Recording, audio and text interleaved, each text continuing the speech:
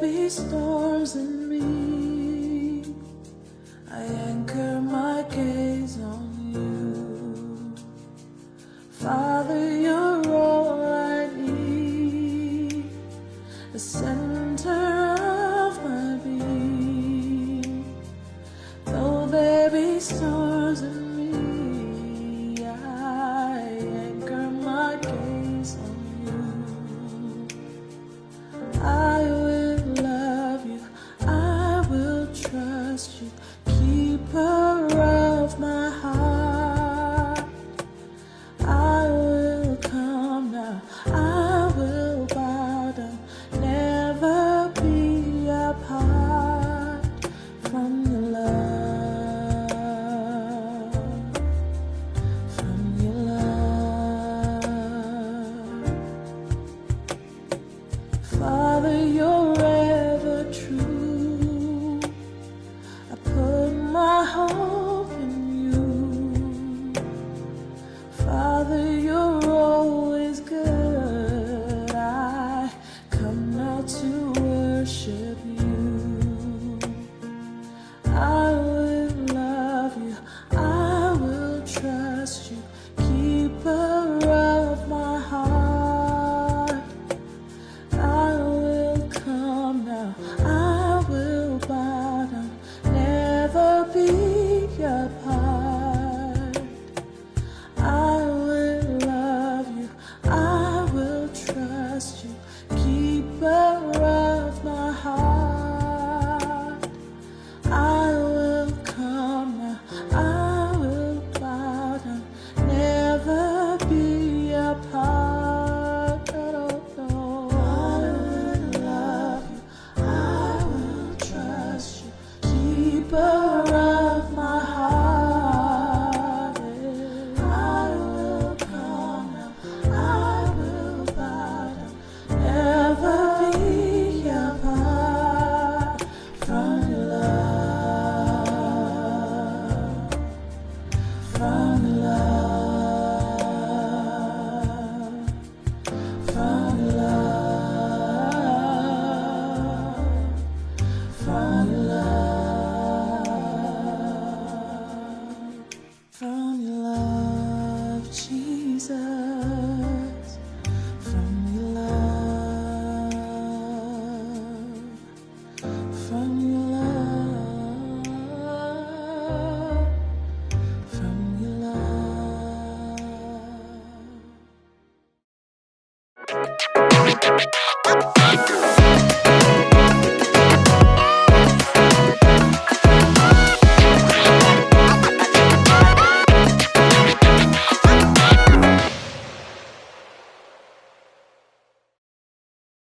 Selamat pagi, selamat hari Minggu, Bapak-bapak, Ibu-ibu, saudara-saudari sekalian. Gereja Every Nation menyambut setiap Bapak, Ibu, dan saudara-saudari yang baru pertama kali maupun yang sudah selalu bersama beribadah bersama kami. Gereja Every Nation ada untuk menghormati Allah dan menjadikan murid. Kita bersyukur bahwa kita memiliki Allah yang luar biasa. Allah yang sungguh penuh dengan rahmat, kasih setia, selalu baru setiap pagi. Amen. Dan kita bersyukur bahwa Dia selalu saja bersama dengan kita. Tidak peduli kemanapun kita pergi, dimanapun kita berada, Dia dekat dalam hati kita. Kalau kita membaca Mazmur 139 ayat 8-10, di situ dikatakan, jika aku mendaki ke langit, Engkau ada di sana. Jika aku menaruh tempat tidurku di dunia orang mati, di situ pun Engkau. Jika aku terbang dengan sayap fajar dan membuat kediaman di ujung laut, juga di sana tanganmu akan menuntun aku, dan tangan kananmu memegang aku. Mari sama-sama kita tinggikan Allah kita yang begitu luar biasa dalam hidup kita. Selalu tidak pernah meninggalkan kita. Amen.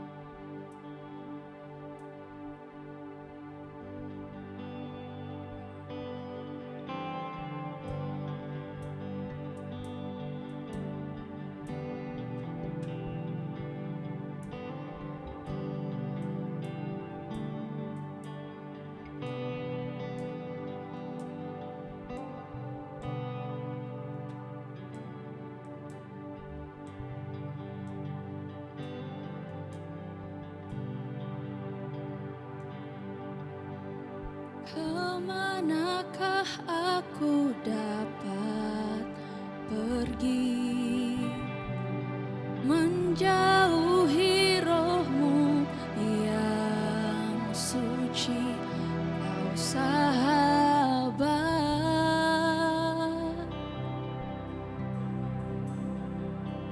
dan Kau dekat.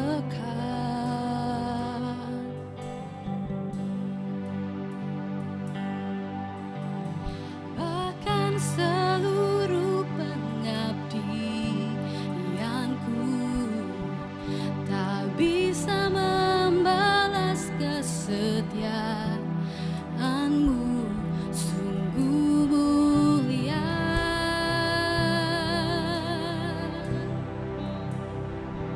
Dan berharga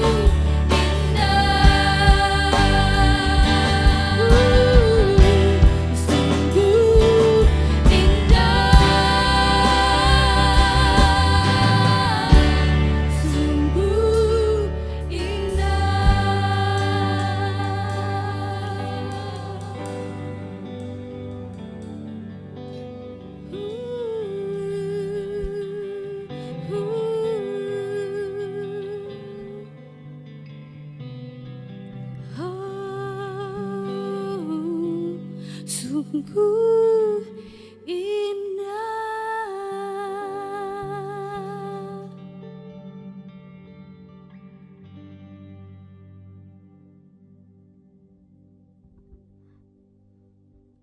Sungguh indah Engkau. Sungguh besar pengorbanan Engkau.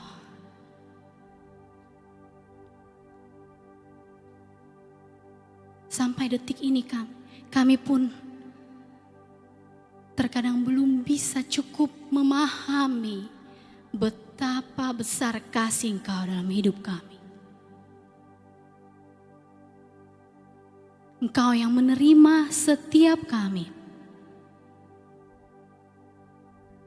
Engkau yang memanggil kami. Engkau menuntun kami. Engkau memberkati kami. Oh Tuhan, sungguh anugerah-Mu selalu melimpah dalam hidup kami. Hari demi hari. Dalam setiap keluarga. Dalam setiap pelayanan, setiap pekerjaan.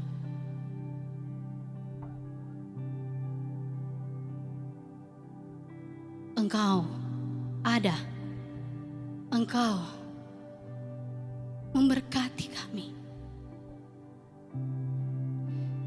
Berkat-Mu tidak dapat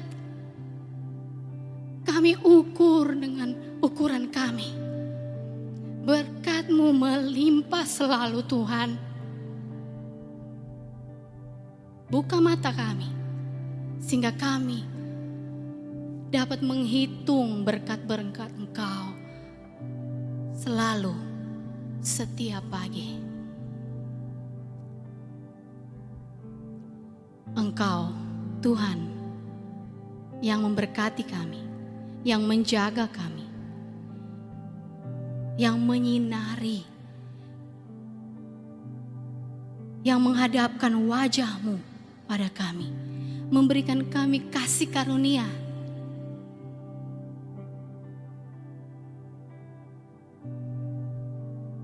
Kami bersyukur Tuhan. Be thankful. We are very thankful for your blessing in our life.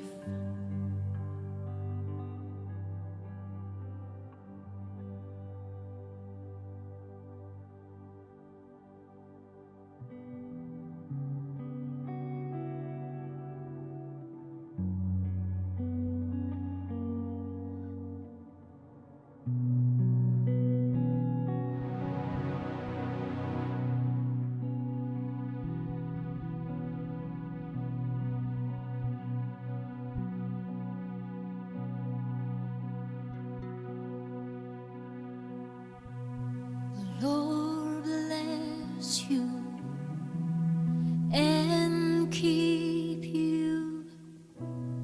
Make His face shine upon you.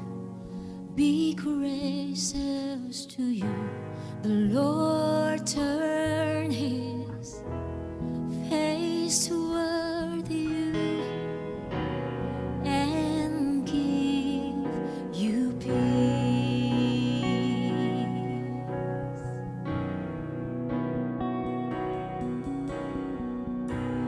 The Lord bless you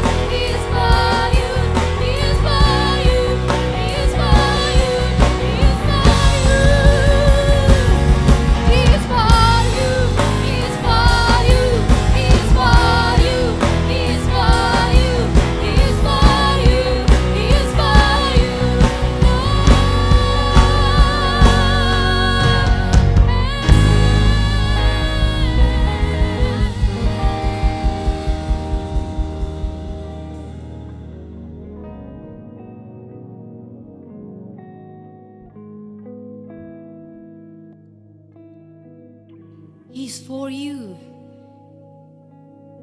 His blessings is for you. For you and me. For our family. For our children. And their children. And their children. Yes, kami percaya Tuhan. Masa depan kami ada dalam Engkau. Keluarga kami. Anak kami, anak cucu kami Tuhan. Tidak akan pernah meminta-minta. Karena berkat-Mu cukup dalam hidup kami. Tercurah hari demi hari. Selalu baru Tuhan. Terima kasih Tuhan. We give thanks. We only give thanks to you. Terima kasih. Kami bersyukur. Segala pujian, segala hormat hanya milik Engkau, Yesus Kristus. Dan dalam nama Yesus kami berdoa. Amen.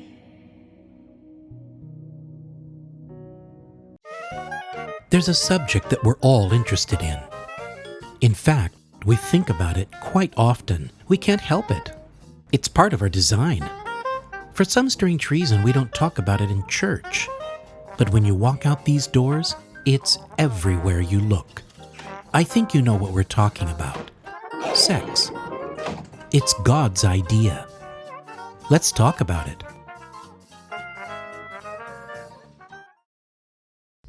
Selamat pagi, selamat datang kembali di ibadah online kita pada hari ini. Kita bersyukur kita masih bisa bertemu, walaupun secara online kita bisa memuji, menyembah Tuhan bersama-sama. Dan saya percaya bahwa pujian penyembahan kita begitu luar biasa, pujian penyembahan kita begitu dahsyat karena Tuhan ada di tengah-tengah kita. Semoga kita semua tetap dalam keadaan yang sehat-sehat dan akan tetap seterusnya kita akan tetap sehat, saya percaya, karena ada kasih karunia Tuhan. Di masa-masa yang sulit ini, masa-masa pandemi, kita menjalani ini sudah hampir 2 tahun kita ada di masa ini. Dan saya percaya bahwa kalau kita masih ada hari ini untuk memuji menyembah Tuhan bersama-sama, kita mendengarkan firman Tuhan, saya percaya semua itu karena kasih karunia Tuhan. Amin. Karena itu tetap bersuka cita, tetap bersemangat karena kita bersama-sama dengan Tuhan. Hari ini kita akan melanjutkan seri kita, Uncensored. Kita ada di 3 minggu untuk membicarakan seri ini dan kita sudah berbicara itu minggu lalu.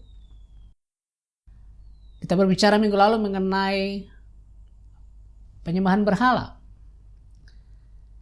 Dan hari ini kita masuk ke minggu kedua dari seri kita tentang Uncensored ini. Dan saya percaya ketika kita benar-benar ingin mendengarkan firman Tuhan, kita mempersiapkan hati kita untuk mendengarkan firman Tuhan, saya percaya Tuhan akan berbicara kepada kita semua dan kita akan mendapatkan kebenaran yang berasal pada Dia. Hari ini kita akan melanjutkan seri firman Tuhan kita, dan untuk itu teks kita, ayat firman Tuhan kita hari ini dari Kejadian pasal 2 ayat 24 sampai dengan ayat 25. Kejadian pasal 2 ayat 18 sampai dengan ayat yang ke-25. Dan untuk menghormati firman Tuhan, kita percaya bahwa firman Tuhan adalah otoritas tertinggi dalam kehidupan kita. Untuk menghormati firman Tuhan, mari kita membaca bersama-sama. Saya mengajak Bapak Ibu Saudara-saudari sekalian untuk membaca bersama-sama firman Tuhan yang berasal dari Kejadian pasal 2 ayat 18 sampai dengan ayat yang ke-25. Kita membaca bersama-sama. Saya akan membaca di sini dan Bapak Ibu Saudara-saudari sekalian boleh membaca di layar televisi Bapak Ibu Saudara-saudari atau di laptop atau di handphone Bapak Ibu Saudara-saudari, ataupun ada Alkitab Bapak Ibu Saudara-saudari, boleh membaca bersama-sama. Kejadian pasal 2 ayat yang ke-18 sampai dengan ayat yang ke-25. Tuhan Allah berfirman, "Tidak baik kalau manusia itu seorang diri saja. Aku menjadikan penolong baginya yang sepadan dengan dia." Lalu Tuhan Allah membentuk dari tanah segala binatang hutan dan segala burung di udara. Dibawanyalah semuanya itu kepada manusia itu untuk melihat bagaimana ia menamainya. Dan seperti nama yang diberikan manusia itu kepada tiap-tiap makhluk yang hidup, demikianlah nanti nama makhluk itu. Manusia itu memberi nama kepada segala ternak, kepada burung-burung di udara, dan kepada segala binatang hutan. Tetapi baginya sendiri, ia tidak menjumpai penolong yang sepadan dengan dia. Lalu Tuhan Allah membuat manusia itu tidur nyenyak. Ketika ia tidur, Tuhan Allah mengambil salah satu rusuk daripadanya, lalu menutup tempat itu dengan daging. Dan dari rusuk yang diambil Tuhan Allah dari manusia itu, dibangunnyalah seorang perempuan, lalu dibawanya kepada manusia itu. Lalu berkatalah manusia itu, inilah dia, tulang dari tulangku dan daging dari dagingku. Ia akan dinamai perempuan sebab ia diambil dari laki-laki. Sebab itu seorang laki-laki akan meninggalkan ayahnya dan ibunya dan bersatu dengan istrinya, sehingga keduanya menjadi satu daging. Mereka keduanya telanjang, manusia dan istrinya itu, tetapi mereka tidak merasa malu. Baik Bapak Ibu Saudara-saudara sekalian, mari kita berdoa. Bapa di surga, kami mengucap syukur pada hari ini. Kami telah memuji dan menyembah Engkau, meninggikan Engkau, dan Engkau memang layak untuk ditinggikan. Engkau memang layak untuk dipuji dan dimuliakan. Dan pada hari ini kami anak-anak-Mu datang di hadapan Engkau untuk mendengarkan firman-Mu. Kami berdoa, kami minta pertolongan Roh Kudus untuk menolong kami mendengarkan firman-Mu dengan benar. Dan akhirnya kami bisa memahami kebenaran Engkau. Dan kami mengerti kebenaran Engkau. Dan kami percaya bahwa kebenaran-Mu akan memerdekakan kami. Kami berdoa dan mengucap syukur. Tolong Roh Kudus menolong kami. Di dalam nama Yesus Kristus kami bersyukur dan berdoa. Amin. Amin. Baik Bapak Ibu Saudara-saudara sekalian. Kita berada di dunia sekarang ini. Dunia sekarang ini terus mengalami yang namanya perubahan. Termasuk, Bapak Ibu Saudara-saudara, termasuk dalam pandangan orang tentang seks. Ada banyak pembicaraan di sekitar kita tentang seks. Kita bisa lihat itu, topik-topik seks di mana-mana dibicarakan. Hampir di setiap majalah, di setiap koran, televisi, sosial media sekarang ini, film, dan lain-lain. Ya, jadi topik seks itu banyak dibicarakan. Banyak juga kita lihat musik yang mengumbar tentang seks. Kita bisa lihat di dunia sekarang ini. Jadi dunia sekarang ini terekspos dengan seks di berbagai media. Itu yang kita lihat. Sehingga pandangan orang mengenai seks itu dirubah oleh dunia. Dunia kita sekarang ini sudah melonggarkan yang namanya prinsip seks. Sehingga sepertinya seks sebelum nikah itu bukan satu masalah. Itu biasa-biasa saja. Tetapi Bapak Ibu Saudara-saudara sekalian, Alkitab tidak pernah menyetujui hal seperti itu. Alkitab tidak pernah menyetujui seperti itu. Alkitab mengajarkan kita kebenaran. Tidak seperti dunia mengajarkan kita pandangan dunia tentang seks itu. Alkitab memiliki pandangan yang berbeda. Bapak Ibu Saudara-saudara sekalian, seks berbeda dengan hawa nafsu. Hawa nafsu adalah sebuah keinginan seksual tanpa ada kehormatan dan juga kekudusan. Itu namanya hawa nafsu. Ketika kita bernafsu, kita mengambil hal yang baik dalam seksualitas dan menghilangkan kehormatan terhadap sesama manusia dan keterikatan kita kepada Allah, kepada Tuhan, Bapak Ibu Saudara-saudara sekalian. Jadi Bapak Ibu Saudara-saudara, hawa nafsu adalah sebuah sikap berhala dan juga adalah ketamakan, keserakahan akan keinginan yang menolak aturan dari Allah, yang menolak prinsip dari Allah dan mencari kepuasan yang terlepas dari Dia, yang terlepas dari Allah. Bapak Ibu Saudara-saudara sekalian, kita sudah belajar minggu lalu mengenai penyembahan berhala, dan hawa nafsu adalah salah satu bentuk penyembahan berhala, dan itu yang paling ditentang oleh Tuhan. Berbicara mengenai hawa nafsu berbeda dengan seks. Dalam pandangan Alkitab, seks pada dasarnya baik, tetapi dunia mengubah itu, sehingga kita memiliki pandangan yang salah tentang seks. Bapak Ibu Saudara-saudara sekalian, Tuhan memanggil kita semua untuk mengendalikan hawa nafsu kita, menunggu sampai kita menikah. Itu panggilan Tuhan bagi kita semua, baik laki-laki maupun perempuan. Kita perlu memahami tentang seks yang benar dan yang berkenan di hadapan Tuhan. Itu yang harus kita miliki sebagai anak-anak Tuhan, sebagai orang yang percaya. Kita bukan seperti orang dunia. Kita tidak sama seperti orang dunia yang tidak mengenal Tuhan, memiliki pandangan yang tidak benar, pandangan yang salah mengenai seks. Seks pada dasarnya baik. Berbeda dengan hawa nafsu. Kenapa? Karena Allah yang menciptakan seks. Allah yang menciptakan seks. Ide mengenai seks berasal dari Allah. Namun, Bapak Ibu Saudara-saudara sekalian, dunia mengubah image seks itu menjadi sesuatu yang sangat negatif. Inilah yang harus kita mengerti sebagai murid-murid Kristus, sebagai orang-orang yang percaya.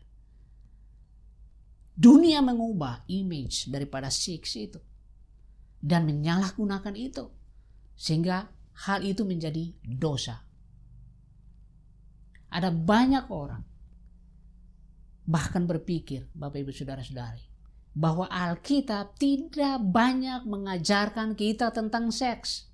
Dan bahwa ketika Alkitab berbicara mengenai seks, Alkitab membicarakan mengenai seks, tentang seksualitas ini, itu dilakukan dalam bentuk yang negatif, bersifat melarang. Dunia mengubah pandangan kita tentang seks. Saudara-saudaraku yang dikasihi Tuhan, Alkitab berbicara banyak mengenai seks, tentang seks. Sebab apa? Sebab Alkitab itu bukan hanya berbicara mengenai seks, Alkitab berbicara banyak mengenai banyak hal. Dan kita bisa dapatkan dari Alkitab, dalam hal apapun kita bisa dapatkan dari Alkitab. Dari firman Tuhan kita, yang ada di tangan kita, yang ada di rumah kita. Karena itu Bapak Ibu Saudara-saudari, hari ini kita akan belajar beberapa hal yang berhubungan dengan pemahaman yang alkitabiah mengenai seks. Pemahaman yang alkitabiah tentang seks. Yang pertama, kita mulai yang pertama. Yang pertama, kita harus mengerti adalah firman Tuhan adalah otoritas kita. Firman Tuhan adalah otoritas tertinggi di dalam kehidupan kita. Bapak Ibu Saudara-saudara sekalian.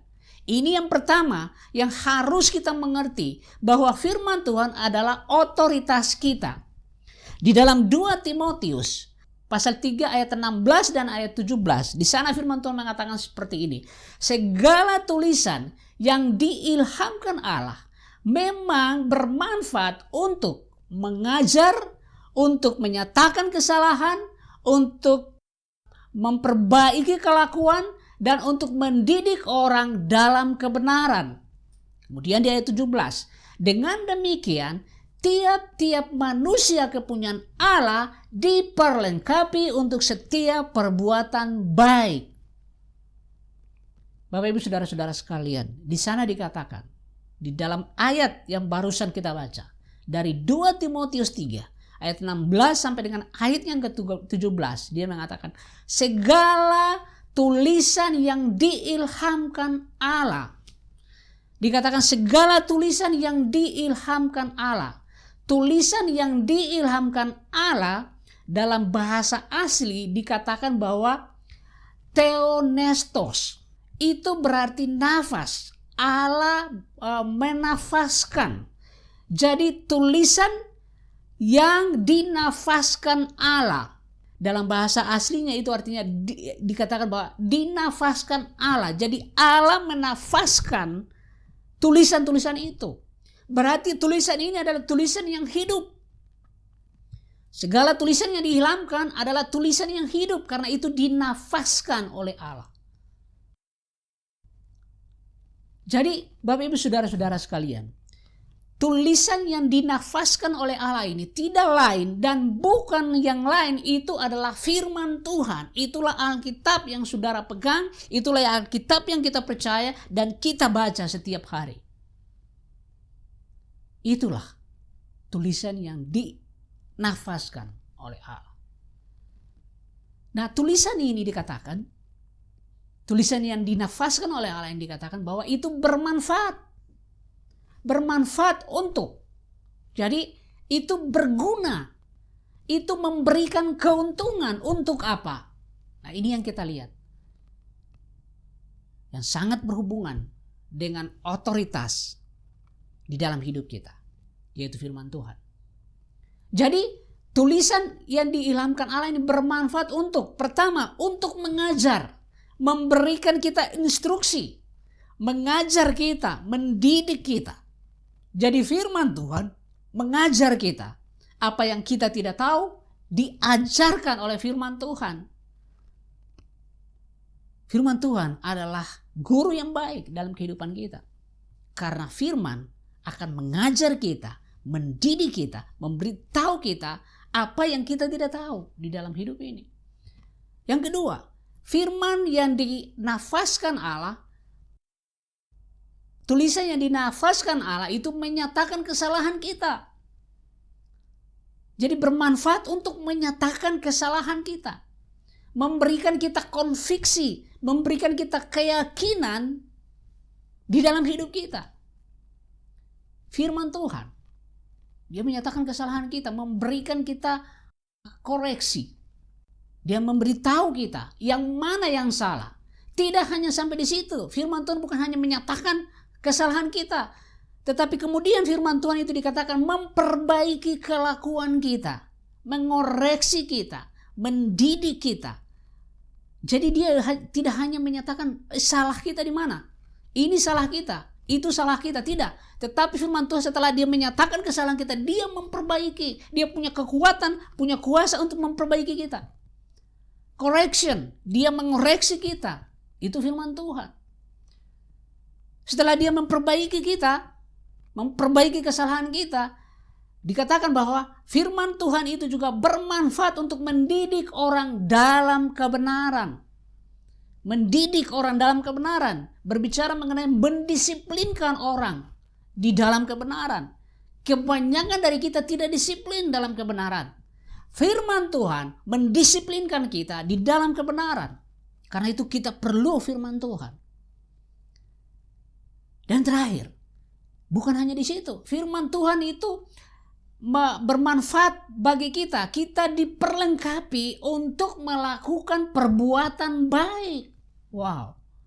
Ini sangat luar biasa. Karena itu kita bisa mengatakan di dalam hidup kita, otoritas tertinggi di dalam hidup kita adalah firman Tuhan. Termasuk di dalam seks. Kita punya otoritas tertinggi adalah firman Tuhan. Pandangan kita tentang seks harus berasal dari firman Tuhan. Bukan dari pandangan kita sendiri.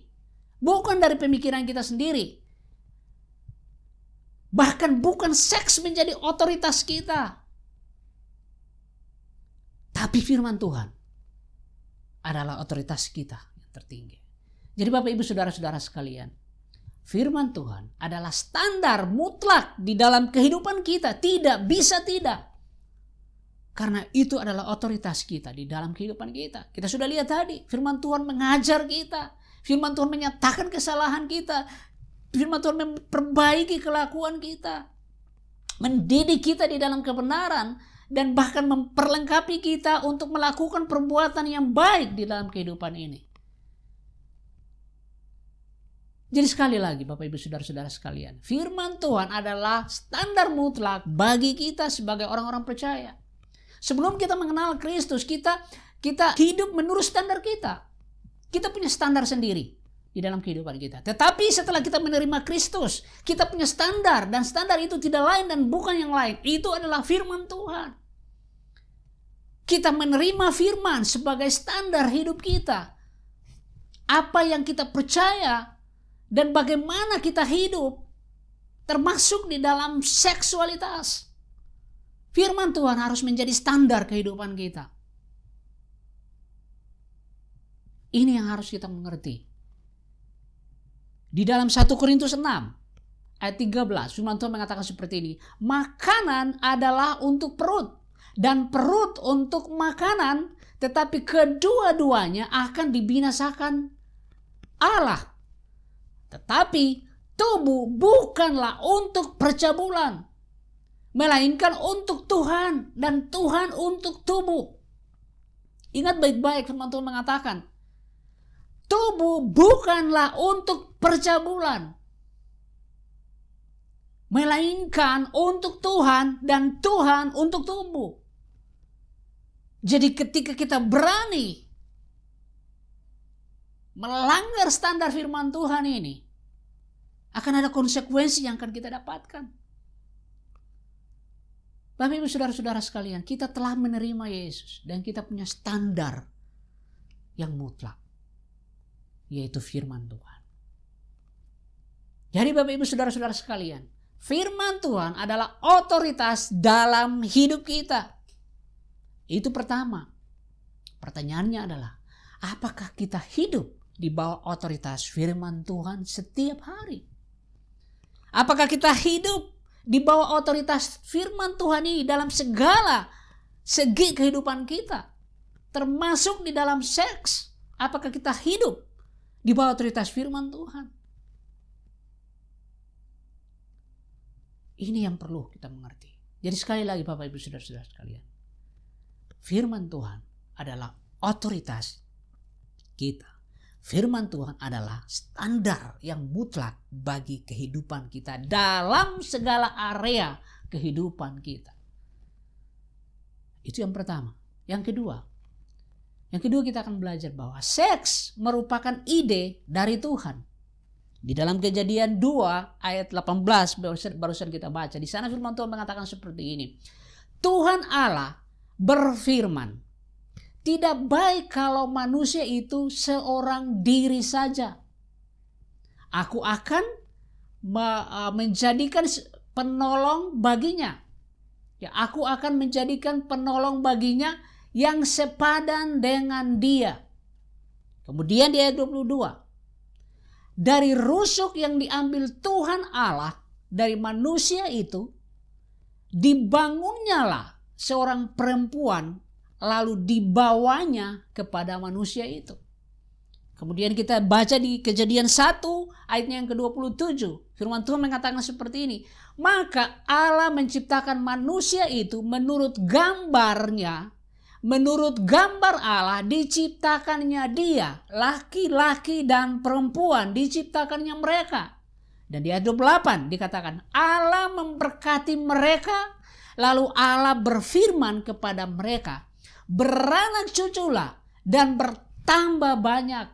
Penuhilah bumi dan taklukkanlah itu. Berkuasalah atas ikan-ikan di laut dan burung-burung di udara. Dan atas segala binatang yang merayap di bumi. Perhatikan baik-baik Bapak Ibu. Tadi kita barusan baca ayat-ayat ini. Dan ayat-ayat ini memperlihatkan kepada kita bahwa ide tentang seks berasal dari Tuhan. Di ayat 28 dikatakan beranak cuculah dan bertambah banyak. Itu berbicara mengenai seks. Tidak ada cara lain orang beranak cucu dan bertambah banyak kalau bukan melalui seks. Jadi kita bisa melihat seks adalah ide dari Tuhan. Pada mulanya Tuhan melihat, dikatakan situ, Tuhan melihat bahwa segala sesuatu itu baik adanya. Betul ya? Segala yang Dia ciptakan itu baik adanya, termasuk seks.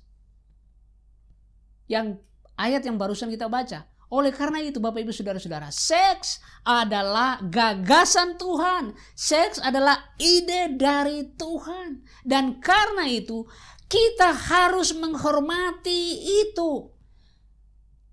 Kita tidak bisa memperlakukan itu dengan sembarangan. Kita harus menghormati yang namanya seks. Karena seks pada dasarnya adalah baik. Karena itu berasal dari Tuhan. Semuanya baik dikatakan. Semua yang diciptakan Tuhan itu baik adanya. Mungkin saudara bertanya. Mungkin ada yang bertanya, apakah seks itu baik? Ya, seks itu baik. Tuhan yang menciptakan seks. Tuhan yang menciptakan laki-laki dan perempuan untuk memiliki keturunan. Tuhan. Dia yang menciptakan itu. Tetapi tentunya ini dalam batas-batas pernikahan. Bukan dalam hawa nafsu. Alkitab mengatakan bahwa seks hanya untuk dinikmati pada batas-batas tertentu. Pada batas-batas pernikahan. Jadi sekali lagi, Alkitab menyatakan bahwa seks hanya untuk dalam dan dinikmati dalam batas-batas pernikahan. Di dalam Ibrani pasal 13 ayat 4, firman Tuhan mengatakan seperti ini. Hendaklah kamu semua penuh hormat terhadap perkawinan. Dan janganlah kamu mencemarkan tempat tidur. Sebab orang-orang Sunda dan pesina akan dihakimi Allah. Bapak Ibu Saudara-saudara sekalian, kita bisa melihat bahwa seks adalah ide dari Tuhan. Dan itu dilakukan dalam batas-batas pernikahan. Mari, biarlah kita bisa menyesuaikan pandangan kita ini. Pandangan kita tentang seks dan pernikahan dalam perspektif Allah. Dalam pandangan Allah. Kenapa? Karena memang seks itu berasal dari Allah. Dan pandangan tentang seks itu harus datangnya dari Allah. Bukan dari yang lain. Ya sekali lagi, seks adalah ide dari Tuhan. Karena itu Bapak Ibu Saudara-saudara, Allah harus menjadi otoritas yang membentuk pandangan kita mengenai seks. Pandangan kita mengenai seks harus dibentuk dari Allah, dari firman Tuhan. Tadi kita sudah mendengarkan yang pertama, bahwa firman Tuhan adalah otoritas tertinggi, standar mutlak hidup kita. Dan karena seks itu berasal dari Allah, karena seks itu ide dari Allah, kita harus menghormati itu dan kita harus memiliki pandangan yang berasal dari Dia yang menciptakannya. Itu yang harus ada. Bukan pandangan itu bukan berasal dari diri kita, bukan berasal dari orang lain, bukan berasal dari buku-buku, bukan berasal dari pornografi, porno aksi dan lain sebagainya. Tidak berasal dari situ. Sekali lagi, Bapak Ibu Saudara-saudara sekalian. Allah yang harus menjadi otoritas yang membentuk pandangan kita mengenai seks. Bukan yang lain. Bukan dari diri kita. Bukan dari orang lain. Bukan dari pornografi. Bukan dari porno aksi dan lain sebagainya. Itu harus dibentuk, pandangan itu harus dibentuk dari Allah sebagai yang menciptakan seks. Bukan dari pandangan kita.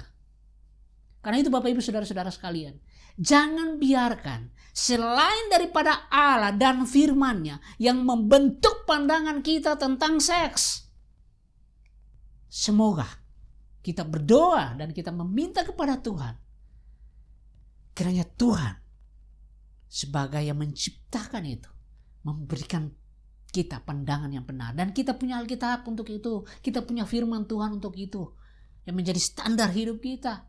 Di mana kita akan tahu bagaimana pandangan Allah mengenai seks. Tentunya tidak lain. Kita hanya tahu dari Alkitab.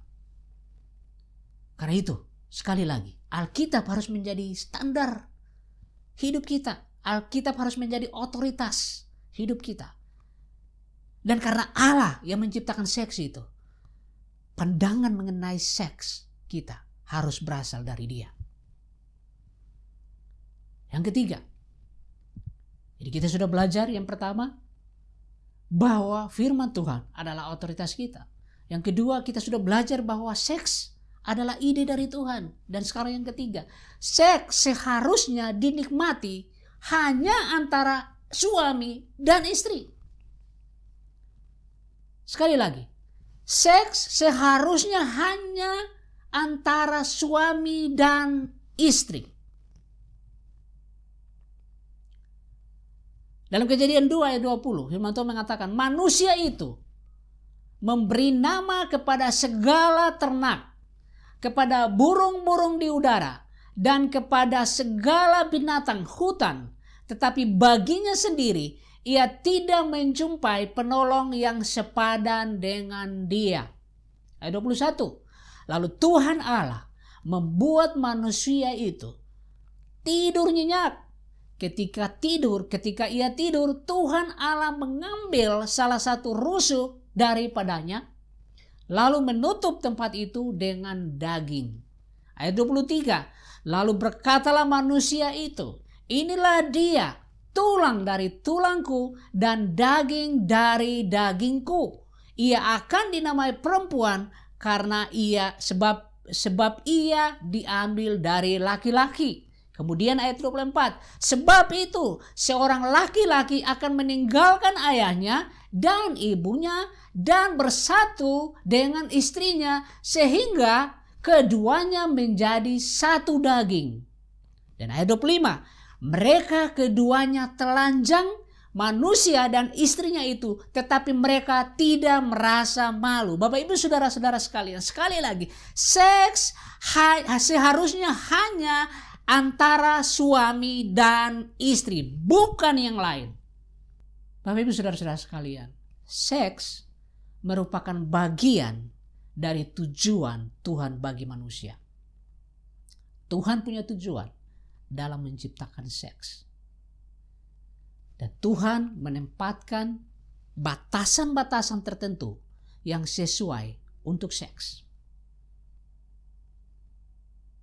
Dan tentunya dalam perjanjian pernikahan.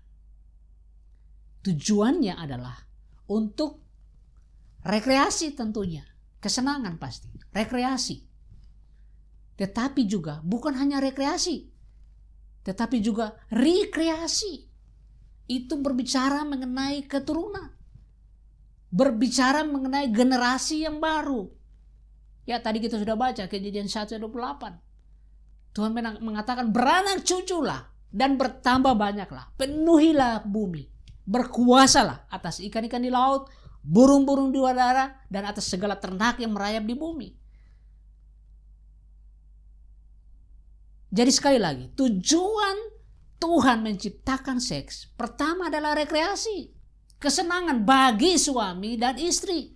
Tetapi juga itu adalah rekreasi, reproduksi, menghasilkan anak, menghasilkan keturunan. Itu tujuan daripada seks. Tuhan menciptakan seks untuk memberkati anak-anaknya dan mengubah cara pandang kita tentang seks. Firman Tuhan menjelaskan bahwa seks hanya diperbolehkan dalam pernikahan antara suami dan istri. Di luar pernikahan itu sudah melanggar ketetapan Allah, atau yang biasa kita sebut dengan dosa. Bapak Ibu saudara-saudara sekalian, Rasul Paulus mengajarkan kepada orang percaya bukan untuk menghindari seks, tetapi untuk menjauhi perbuatan seks yang tidak bermoral. Itu yang Paulus ajarkan. Hindari perbuatan seks yang tidak bermoral, yang di luar daripada perjanjian pernikahan, atau itu hanya dapat dinikmati oleh suami dan istri. Itu yang Alkitab ajarkan. Alkitab berkata bahwa seks merupakan salah satu cara bagi suami dan istri untuk mengungkapkan kasih sayang mereka satu dengan yang lain. Ya, itu adalah hal yang benar, suami dan istri. Tuhan menciptakan seks untuk dijadikan ungkapan yang indah tentunya dan menyenangkan. Tetapi hanya antara suami dan istri. Tadi kita sudah baca Kejadian 1 ayat 27 sampai dengan ayat yang ke-28. Di sana firman Tuhan mengatakan seperti itu. Sekarang pertanyaannya, bagaimana kita bisa menjaga hati kita dan pikiran kita dari pandangan duniawi ini tentang seks dan pernikahan? Kita sudah belajar. Kita perlu memiliki standar hidup, yaitu firman Tuhan. Firman Tuhan harus menjadi otoritas di dalam kehidupan kita. Kita bisa cek. Bapak Ibu Saudara-saudara bisa cek di dalam kehidupan kita. Dalam area mana kita butuh Tuhan untuk memperbaharui pikiran kita. Ya Bapak Ibu Saudara-saudara sekalian, seperti itulah pandangan Alkitabiah mengenai seks. Mungkin hari ini kita tidak membicarakan semua hal atau banyak hal mengenai pandangan Alkitabiah ini. Tetapi setidaknya kita sudah bisa melihat bahwa Alkitab adalah otoritas tertinggi kita. Itu bagian pertama yang kita belajar. Firman Tuhan adalah otoritas kita yang menjadi standar mutlak kehidupan kita. Dan yang kedua, kita harus mengerti bahwa seks diciptakan oleh Allah. Seks, ide yang berasal dari Tuhan. Seks adalah dari Tuhan. Itu yang kedua. Dan yang ketiga, kita belajar bahwa seks hanya untuk suami dan istri. Harusnya demikian. Karena itulah yang Alkitab ajarkan. Itulah yang firman Tuhan ajarkan kepada kita. Bahwa seks harusnya hanya untuk suami dan istri. Semoga kita semua bisa dirubah, memiliki pandangan yang alkitabiah mengenai seks ini, dan kita hidup dalam pengudusan, kita hidup dalam penghormatan satu dengan yang lain. Karena Tuhan yang menciptakan seks, makanya kita harus menghormati kehidupan yang memang benar-benar menghormati Allah. Mari kita berdoa. Bapa di surga, kami mengucap syukur, terima kasih untuk hari ini. Kami telah mendengarkan firman-Mu. Kami berdoa, biarlah pandangan kami, pemahaman kami mengenai seks itu berasal daripada Engkau. Biarlah kami bisa mengubah pandangan duniawi kami mengenai seks menjadi pandangan yang alkitabiah, yang berasal pada Engkau. Karena pada dasarnya Engkaulah yang menciptakan seks. Dan pandangan itu harusnya berasal daripada-Mu Tuhan. Tolong kami semuanya untuk bisa memiliki pemahaman yang benar. Kami berdoa mengundang Roh Kudus untuk memperbaiki pikiran kami, agar kami benar-benar memiliki pandangan yang alkitabiah mengenai seks. Terima kasih Bapa di surga, kami mengucap syukur dan berdoa di dalam nama Yesus Kristus. Amin. Amin. Baik Bapak Ibu Saudara-saudara sekalian, kita akan memberikan persembahan, dan saya percaya bahwa Alkitab berbicara banyak mengenai banyak hal, dan semua yang kita lakukan dalam hidup kita Alkitab itu menjadi standar kehidupan kita. Tadi kita sudah berbicara bahwa dalam hal seks pun pandangan kita tentang seks juga harus berasal dari Alkitab, berasal dari Tuhan. Tuhan yang harus membentuk pandangan kita. Demikian juga ketika kita memberikan persembahan kita, pandangan kita harus tetap berasal dari pandangan yang Alkitabiah. Apa yang Tuhan katakan, apa yang firman Tuhan katakan. Tuhan mengatakan supaya kita memberi dengan sukacita, kita memberi dengan ketulusan, bukan supaya kita diberkati, tetapi karena saudara dan saya telah diberkati oleh Tuhan. Karena itu kita memberinya dengan ucapan syukur, dengan ketulusan dan kemurnian. Karena untuk itulah kita ada. Kita memberi ini untuk mensupport misi kita, untuk mensupport kegiatan penginjilan kita, mensupport gereja kita, orang-orang yang terjun ke dalam misi, di ladang misi, kita mensupport mereka. Jadi saya mengajak Bapak Ibu Saudara-saudara sekalian untuk mengambil bagian dalam pekerjaan besar Tuhan ini, dalam misi Tuhan ini, untuk turut mengambil bagian. Dan Bapak Ibu Saudara-saudara bisa memberi untuk itu. Kalau Bapak Ibu Saudara-saudara tidak bisa pergi, bisa memberi. Kalau tidak bisa memberi, Bapak Ibu Saudara-saudara bisa berdoa. Kita bisa dalam 3 hal itu kita bisa mengambil bagian. Dan hari ini saya mengajak kita untuk mengambil bagian dalam memberi. Kita juga membantu orang-orang yang miskin, orang-orang yang terlantar, orang-orang yang tidak mampu. Dan untuk itu ada rekening khusus yang tertera di layar. Bapak Ibu bisa mentransfer ke rekening tersebut untuk dikelola dan disalurkan kepada orang-orang ini, orang-orang yang tidak mampu, orang-orang yang miskin. Gereja juga harus bertanggung jawab secara sosial.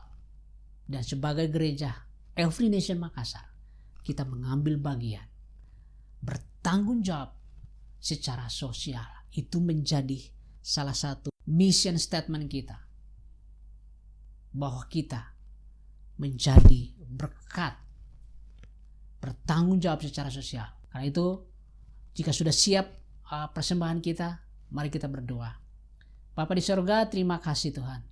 Biarlah Engkau memberikan kami pandangan yang benar dalam hal memberi juga Tuhan. Kami berseru dalam nama Yesus Kristus, ketika kami memberi, biarlah kami memberi dengan pandangan yang benar, dengan pandangan yang Alkitabiah.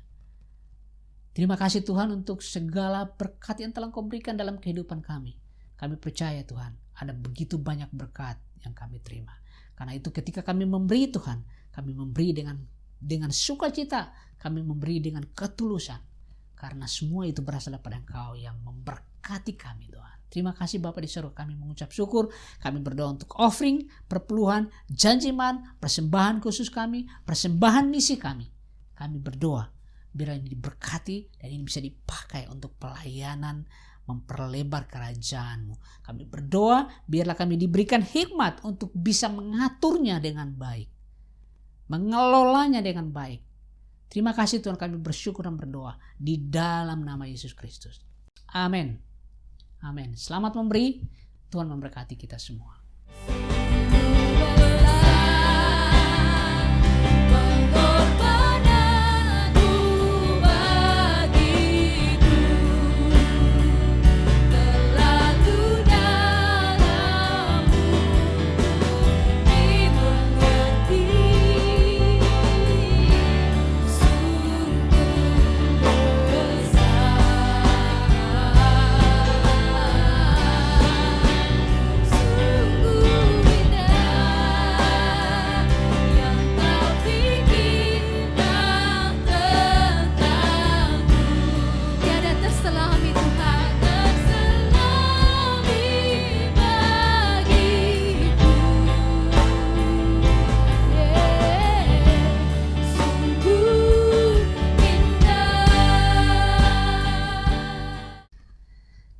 Baik Bapak Ibu Saudara-saudara sekalian, kita akan menerima berkat.